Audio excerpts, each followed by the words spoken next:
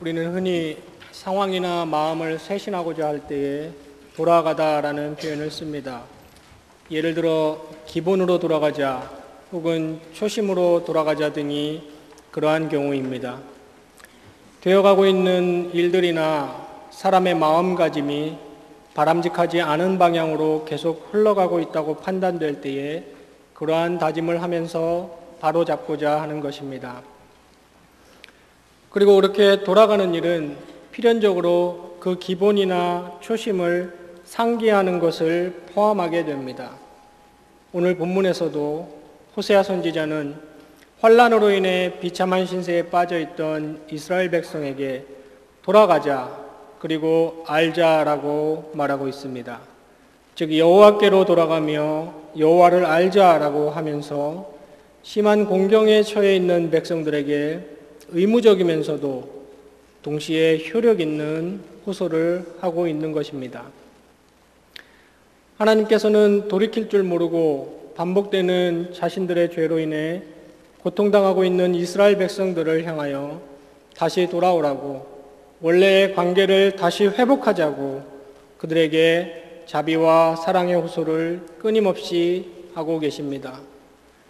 그런데도 그 백성들은 자신들의 비참한 신세를 해결하기 위해 회개하고 하나님을 찾지는 못하고 오히려 사람의 명령을 뒤따르기를 좋아하므로 불신앙적인 해결책만 강구합니다. 번영을 누릴 때는 하나님을 무시하고 고난을 당할 때는 사람만 찾아 의지하는 최악의 상황을 이어가고 있었던 것입니다.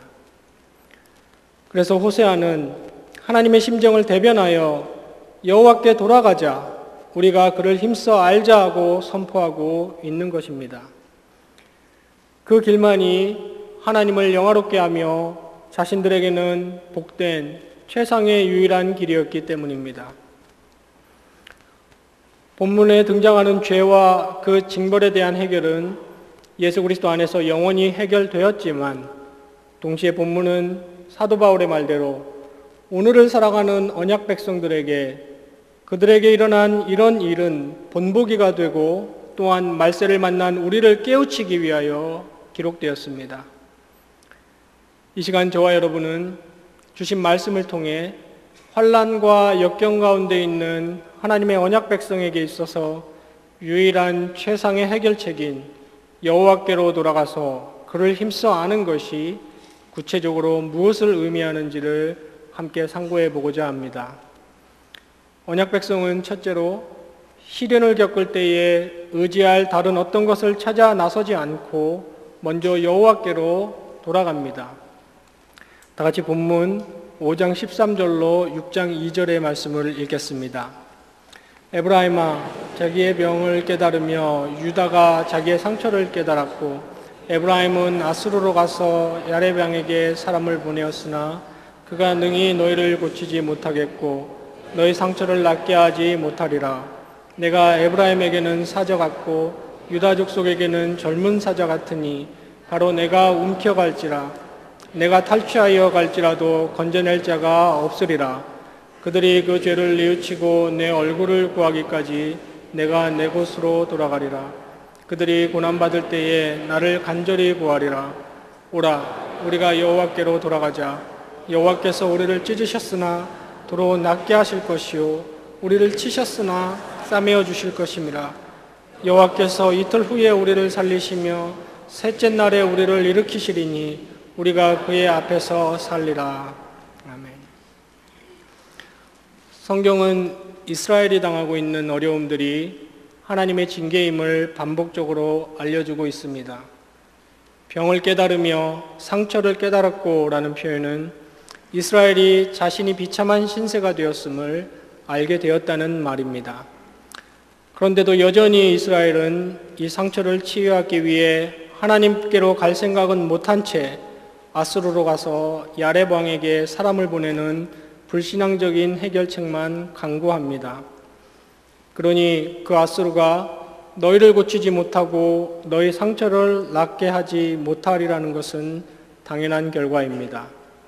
사자, 젊은 사자처럼 그들을 움켜가고 탈취하여라고 표현하시면서 하나님께서는 내가, 즉 그것이 바로 나이다라는 의미의 히브리어 강조용법을 사용하여 이스라엘이 겪는 비참함은 그들이 단지 불운해서 그렇게 된 것이 아닌 하나님께서 직접 가져오신 것임을 보여주고 있습니다. 그리고는 건져낼 자가 없으리라 라고 하심으로 하나님 외에는 이스라엘이 도움을 받을 소망이 전혀 없음을 알려주고 있습니다. 하지만 곧 이어서 자신의 친백성을 그 상태로 유기하여 버려두시지 않겠다는 하나님의 언약적 신실하심과 자비가 선언됩니다. 내가 내 곳으로 돌아가리라 라는 말은 사자가 자기가 있던 곳으로 돌아가는 것처럼 하나님께서도 그 백성들을 찢긴 상태로 놓아둔 채 그들로부터 떠나버리시겠다는 말입니다. 그러나 그들이 그 죄를 뉘우치고 내 얼굴을 구하기까지라고 조건을 다시면서 그 백성이 언제라도 뉘우쳐 회개하기만 하면 회복시켜 주실 준비가 되어 있으시고 그것이 하나님의 본심임을 알려주고 계십니다. 그리고 그들이 고난받을 때에 나를 간절히 구하리라 라고 확언하심으로 무엇이 문제이고 그 문제를 어떻게 해결하는지조차도 모르는 전적 타락과 무능의 백성들을 당신의 신실하신 사랑과 전능으로 회개하게 만들어주시고 돌아오게 하시겠다고 알려주고 계십니다. 이어지는 6장 1절로 3절은 오늘 본문에서 선지자의 입을 통해 대언되는 하나님 자신의 말들 가운데 유일한 호세아 선지자 자신의 말인데 이건 역시 하나님의 심증이 선지자의 호소로 표현된 것입니다.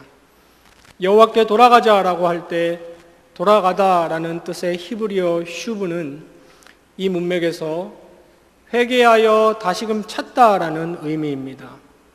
즉 우리 죄를 시인하고 다른 그 무엇이 아닌 다시 여호와를 찾고 바라자라고 촉구하는 것입니다. 그러면서 여호와께서 찢으셨고 치셨지만 다시 낫게 하시고 싸매어 주실 것이라는 하나님의 언약적 신실하심을 확신시켜주고 있습니다. 그 일이 이틀 후에 셋째 날에 된다고 했는데 이는 곧 당장의 의미라기보다는 하나님이 정하신 완벽한 때에라는 의미입니다. 하나님께서 그렇게 살리시고 일으키시면 우리가 그 앞에서 살리라라고 선언하면서 하나님께서 가져오시는 회복의 성취를 선포하고 있습니다. 오늘날도 저와 여러분은 언제든지 이 이스라엘 백성들과 같이 환난과 고난으로 인해 매우 어려운 상황에 처할 수 있습니다. 오늘 본문에서 말하는 회복의 성취는 결국 참 이스라엘이신 예수 그리스도 안에서 성취되었습니다. 패역한 죄인들의 죄값에 대한 하나님의 진노의 형벌은 십자가에 달리신 예수 그리스도에게 다 부어졌습니다. 히브리서 10장 14절에서 말하기를 그가 거룩하게 된 자들을 한 번의 제사로 영원히 온전하게 하셨느니라 라고 하였고 18절에서는 이것들을 사하셨은즉 다시 죄를 위하여 제사 드릴 것이 없느니라 라고 하였습니다. 저와 여러분 같은 언약 백성들은 우리 주 예수 그리스도 안에서 죄책을 완전히 벗었고 자유를 얻었으므로 우리의 죄로 인해 우리에게 영원히 내려질 하나님의 진노의 형벌은 남아있지 않습니다. 그러나 오늘 이 시간 본문이 우리에게 명백하게 보여주고 있는 것이 있습니다. 그것은 그 언약 백성이 이 땅을 살아가는 동안에 환난과 고난을 만날 때에 여호와께로 돌아가야 한다는 것입니다. 우리는 영원한 속죄함을 받은 언약 백성이지만 그리스도의 재림과 성도의 부활이 가져올 구원의 완전한 성취에 이르기 전까지는 언약 백성 아닌 자들과 동일하게 하나님이 내리신 언약적 저주 아래 놓여 있는 이 세상에서 살고 있습니다. 그러므로 우리에게도 여전히 환난과 질고와 어려움이 있습니다. 그것들이 욥의 경우와 같이 믿음의 연단일 수도 있고 혹은 우리 죄에 대한 징계일 수도 있습니다. 우리는 인간으로서 매우 유한하여 이 고난이 연단인지 징계인지 명확히 분간해낼 능력도 없는 자들입니다. 그러나 분명한 사실은 어떤 경우가 되었든지 간에 고난과 역경을 만났을 때 여호와께로 돌아가야 한다는 것입니다. 여호와께로 돌아간다는 것은 위에서 언급했듯이 먼저 회개에 자복하는 것입니다.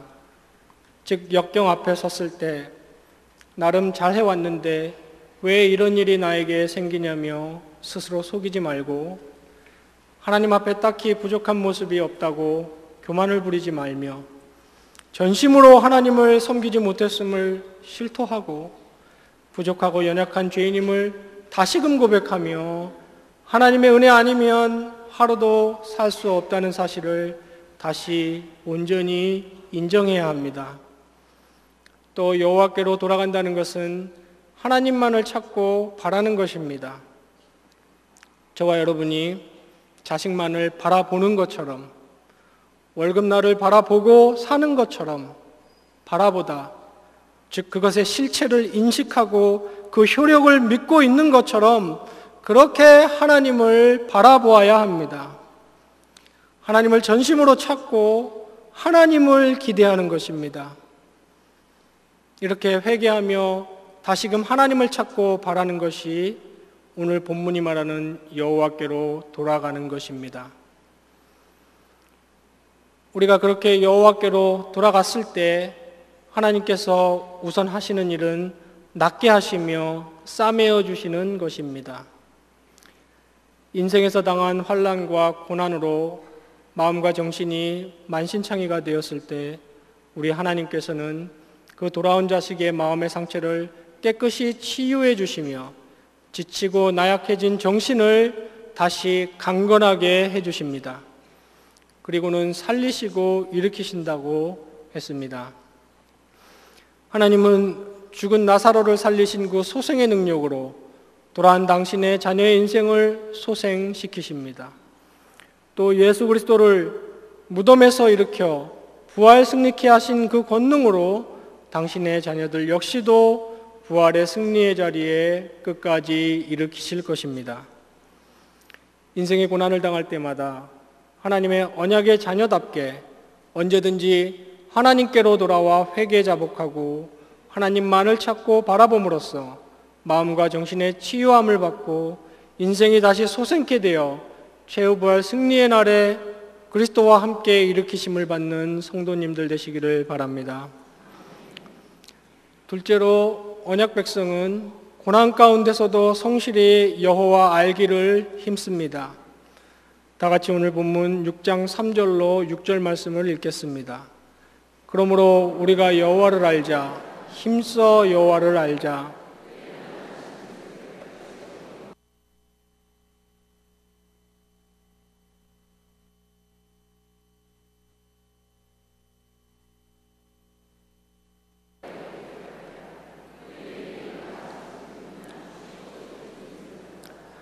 그러므로 내가 선지자들을 그들을 치고 내 입의 말로 그들을 죽였노니 하는 비처럼 나오느니라.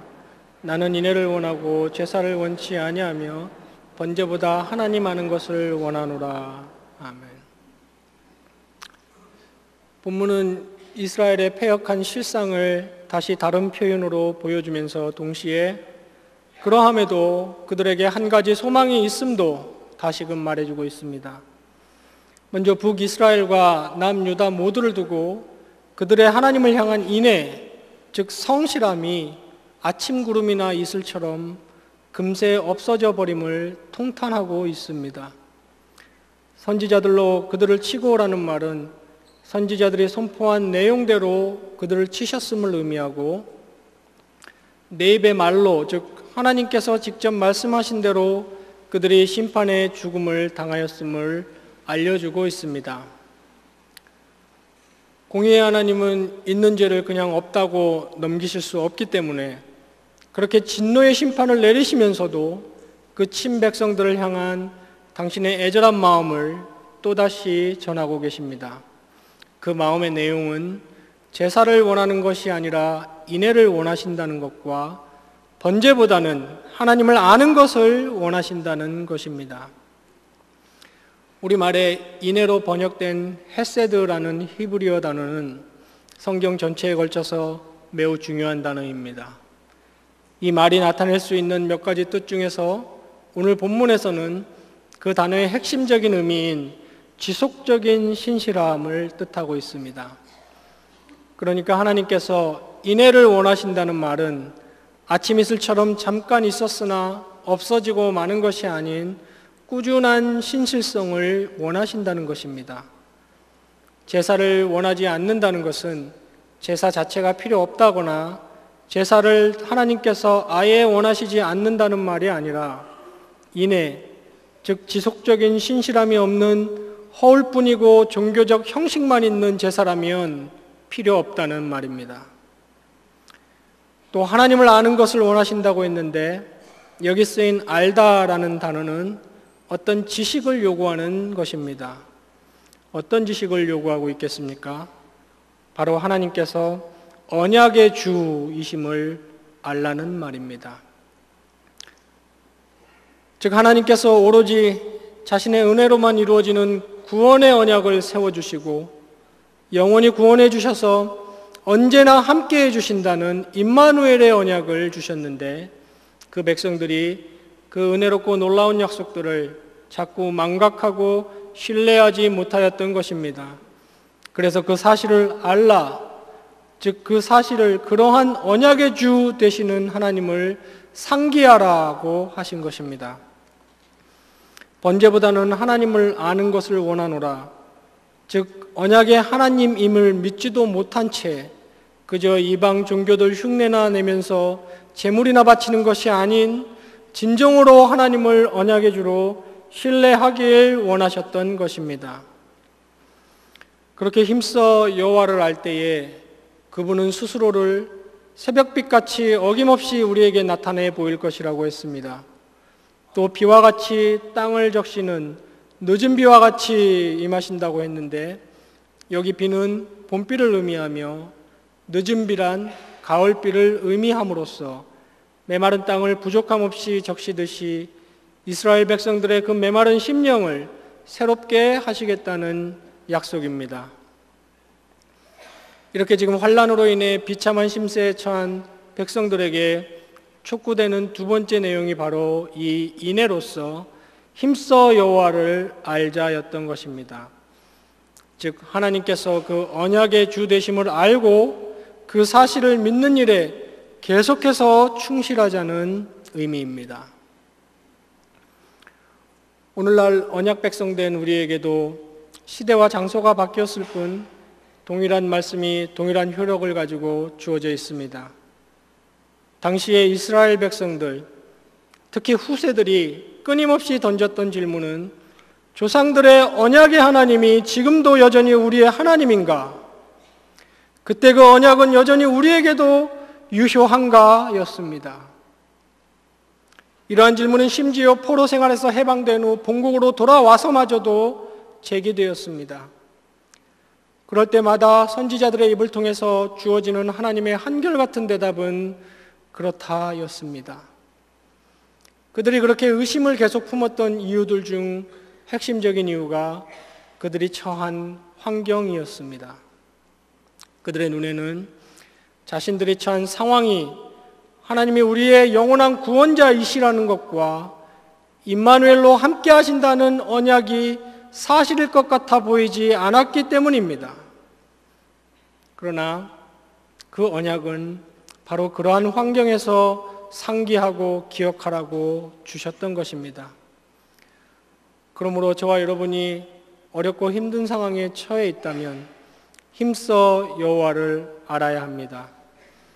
즉 하나님이 우리의 영원한 구원자이시라는 것과 언제나 우리 가운데 계신다는 언약적 사실을 힘써 알아야 하는 것입니다. 그리고 그것은 인애, 즉 꾸준한 신실성을 함께 요구합니다. 여러분이 시간을 내고 에너지를 들여서 헬스클럽에 가 건강관리를 하듯이 좋아하는 사람과 데이트를 하고 즐겨보는 TV 프로그램을 시간과 에너지를 들여서 보듯이 여호와를 그렇게 힘써 알라는 뜻입니다. 칼빈이 말하였듯이 저와 여러분은 너무 연약하고 죄성이 강해서 스스로 혼자서 알아서 하나님을 섬길 수 있는 존재들이 못 됩니다. 시간을 내서 교회의 예배의 자리, 봉사의 자리, 성경 공부의 자리에 나와야 합니다. 꾸준하게 성실하게 그렇게 해야 합니다. 이 일들은 교회 중심이라는 그저 교회가 늘 강조하는 식상한 구호가 결코 아닙니다. 우리 인생의 중요한 분기점을 이루게 될 여호와를 힘써 알기 위한 가장 실제적인 방편들입니다. 언약은 본질적으로 우리 영혼의 구원에 관한 것입니다. 그러나 우리가 하나님을 그 언약의 주 되시는 하나님으로 안다고 할 때에 결코 잊어서는 안 되는 중요한 진리가 하나 있습니다.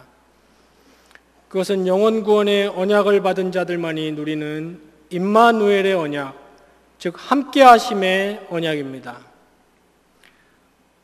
우리가 여호와를 힘써 알 때에 당면한 어려움들이 당장에 사라진다는 보장은 없습니다.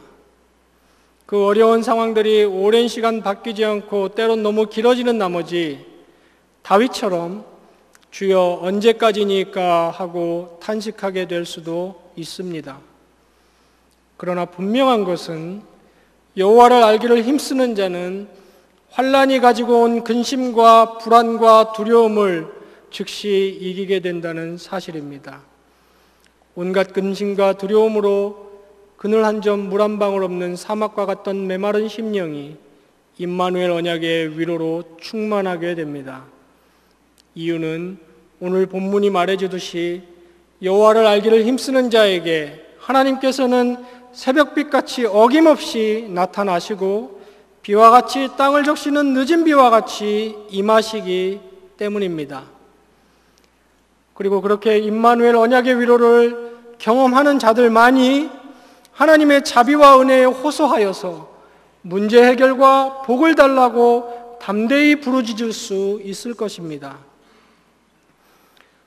한결같은 신실함을 가지고 늘 하나님이 언약의 주 되심과 그 약속들을 기억함으로 큰 어려움 가운데서도 아침해와 단비처럼 임하시는 임마누엘의 위로를 누리시는 성도님들 되시기를 간절히 바랍니다. 성도 여러분, 저와 여러분은 신앙의 실패를 자주 일삼는 연약한 죄인들입니다. 그러나 우리에게 언제든지 돌아갈 수 있는, 언제든지 만나주시는 하나님이 계시다는 것은 정말이지 복음이요 축복입니다. 그것은 완벽한 하나님의 헤세드, 즉 하나님의 신실하심이 있기 때문에 가능한 것입니다. 하나님께서 당신의 백성과 세우신 언약에 스스로 그토록 신실하시기 때문입니다. 우리 하나님은 언제라도 우리를 받아주실 수 있는 자비와 사랑을 가지고 계시며 그렇게 받아주신 백성을 소생시키고 복주실 수 있는 전능을 가지고 계십니다. 그 하나님께서는 우리의 헤세드를 요구하고 계십니다. 우리의 성실함이란 변덕스럽고 부족하며 죄로 얼룩져 있지만 그것이 우리 주 예수 그리스도 안에서 하나님께서 그것을 온전한 것으로 수용해 주시고 또 온전한 것으로 간주해 주심으로 우리는 여전히 하나님께 성실할 수 있는 것입니다. 또한 성경은 하나님께서는 우리의 아버지로서 우리를 그 자녀들로 삼으셨기 때문에 우리가 당하는 고난들이 연단이든 징계이든 혹은 인간이 타락이 세상에 가져온 자연스러운 산물이든 상관없이 그 택한 백성들을 사랑하시는 하나님의 사랑의 섭리가 거기에 늘 숨어 있다고 가르쳐주고 있습니다.